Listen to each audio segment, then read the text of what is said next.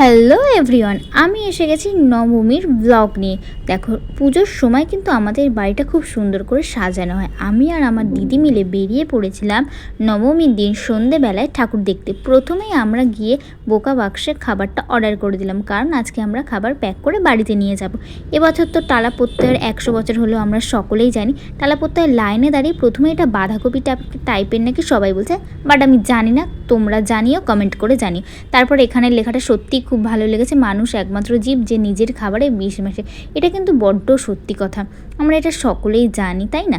যাই হোক, তারপর এখানে কী সব নাচানাচি হলো। এবারে কিন্তু আমি বেশিরভাগ প্যান্ডেলে দেখছি লাইভ পারফরমেন্স বেশি হচ্ছে, আর সব থেকে বেশি এক্সাইটেড ছিলাম ঠাকুরটা দেখার জন্য, কারণ আমার খুব ইচ্ছা ছিল এই ঠাকুরটা দেখবো। বাট এবারে একটু টালাপোত্তায় বাড়ির কাছে বলে লেট করেই গেছি।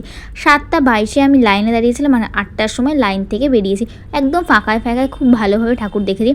তারপর দিদি বলছিল কী খাবি, তারপর দিদি খেলো মোমো, আর আমার মোমো খুব একটা পছন্দ হয় না, তাও একটু টেস্ট করলাম।